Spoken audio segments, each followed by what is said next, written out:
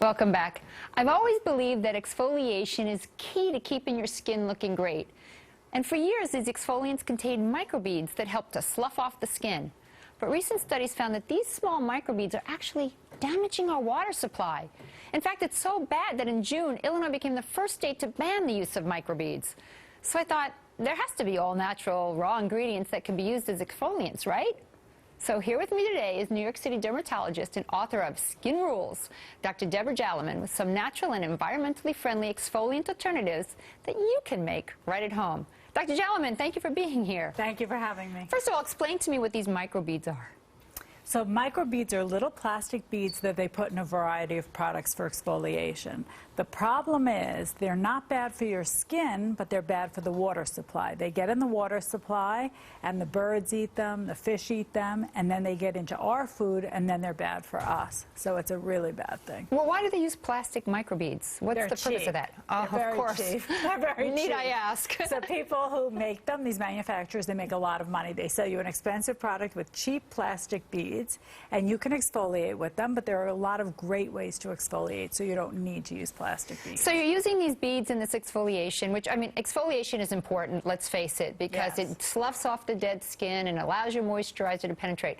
But these beads, I mean, they get in, so they wash down your drain and they get into the water supply. Correct. And they're literally like throwing plastic bottles of water, the water bottles, into the lake. And they were finding that most of the plastic that was in the lakes was from these beads. So they were just collecting, fish were eating it, birds, and then we eat fish, we eat fowl, and we're eating beads.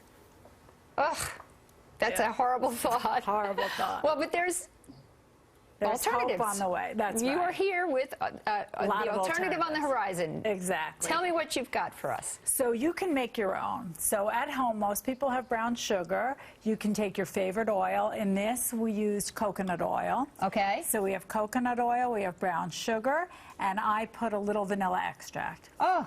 So it's really nice. Oh, You yeah, can even eat it. No, I'm kidding.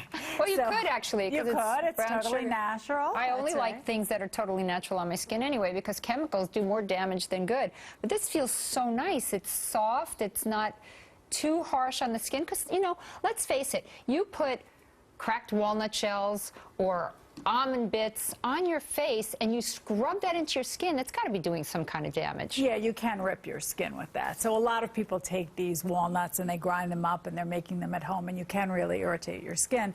And this is so gentle, and you can use it on your arms, your knees, your heels, you can use it on your face, and you can really get great exfoliation. And exfoliation is so important in terms of giving a glow to the skin, to get off all that dead Why? skin. Tell me what it does. Well, some people are great natural exfoliators, but most of us need a little help, and you need to get off all that dead skin. Well, what do you mean a great natural exfoliator? So some people, their skin exfoliates great every day, but most By themselves, people, without doing anything? some people, but You're very kidding. few. It must be very But most few. of us need a little It bit of ain't help me. with diet and exercise. Okay. It's the same thing with exfoliation. Most people need a little help, and if you exfoliate, then it stimulates the collagen production of your skin, and then you're going to stimulate collagen production, so your skin will have a nice natural glow.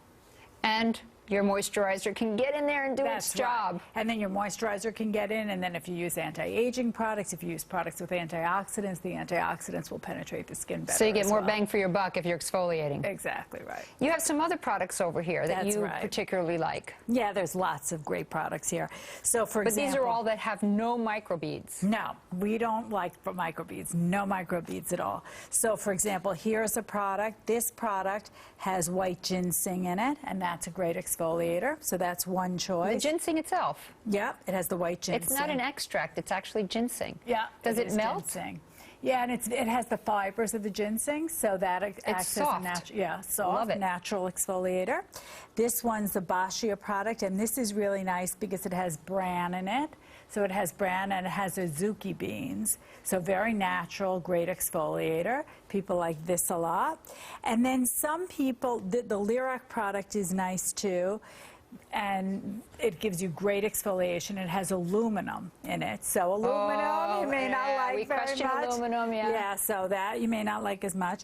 But then also, if you want to go the acid route, because some people like acids, here you have a product that has salicylic acid and glycolic acid.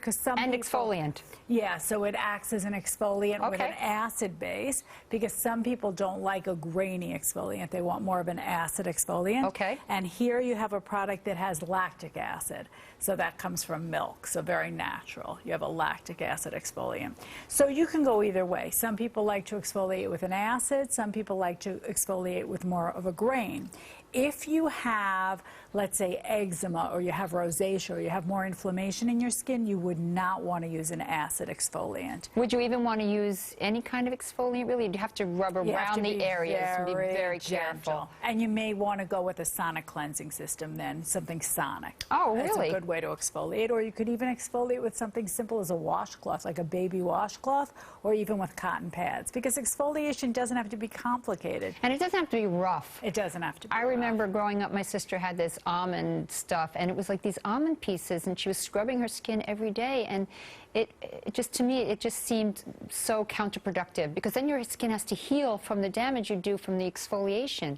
So you have to be Yes. very careful. You have to exfoliate very softly, carefully, and always pretend like your skin is sensitive, because skin is sensitive. No, it is. I mean, I see patients, sometimes they come in with really red faces and they exfoliate their skin like it's a pan. They think Yeah. they're really going to rub it off, and that's not a good way to exfoliate. Well, I'm glad that you came on to explain that to us. Thank you so much for your insight, Doctor. Thank you. Coming up after this break, this week's Ask Carol.